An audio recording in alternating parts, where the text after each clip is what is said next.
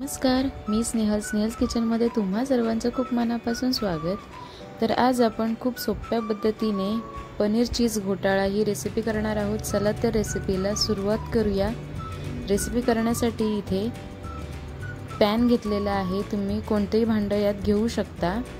पॅनमध्ये एक मोठा चमचा तेल घालायचा। तेल घालून झाल्यानंतर बटर घालायचा आहे।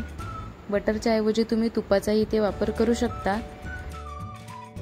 तेल आणि बटर गरम झालं की अर्धा चमचा एवढं जिरं घालायचं। जिरं तडतडलं की आलं लसूणची पेस्ट घालायची। ते तेलात छान फ्राय करून घ्यायची, जेणेकरून त्याचा कच्चेपणा निघून जाईल इतपत फ्राय करून घ्यायची आहे। त्यानंतर बारीक चिरलेला कांदा घालायचा, बारीक चिरलेली शिमला मिरची आणि बारीक चिरलेला टोमॅटो ह्या भाज्या घालायच्या। तुम्ही तुमच्या आवडीनुसार यात कोणत्याही भाज्या वापरू शकता। तरी ते भाज्या सगळ्या फ्राय करून घ्यायच्या आहेत तेलात। भाज्या नरम होईपर्यंत तेलात छान फ्राय करून झालेल्या आहेत। त्यात मसाले घालूयात। तिखट घातलेलं आहे, तिखटाचं प्रमाण तुम्ही तुमच्या आवडीनुसार कमी जास्त करू शकता। हळद पाव चमचा, बेडगी मिरची पाव चमचा, पावभाजी मसाला घातलेला आहे आणि गरम मसाला। हे सगळं मिक्स करून घ्यायचं आहे परत एकदा। त्यानंतर थोडंसं पाणी घालायचं, जेणेकरून आपल्या भाज्या शिजतील।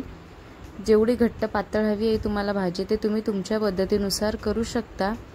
यात किसलेलं पनीर घालायचं आहे, तेही यात चांगलं फ्राय करून घ्यायचं आहे मसाल्यांमध्ये। पनीर मिक्स करून झाल्यानंतर यात चवीनुसार मीठ घालायचं आहे।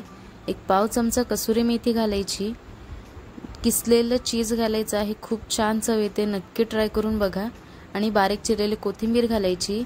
मीडियम टू लो फ्लेमवर 5 मिनिटं भाजी शिजवून घ्यायची आहे।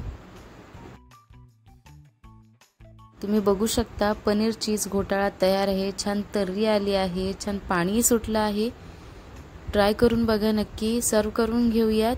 आणि तुम्ही स्नेहल्स किचनला नवीन असाल तर नक्की सबस्क्राइब करा। ही व्हिडिओ आवडली असेल तर लाईक, शेअर, कमेंट करा। भेटूया पुढच्या छानशाच रेसिपीजमध्ये। तोपर्यंत धन्यवाद।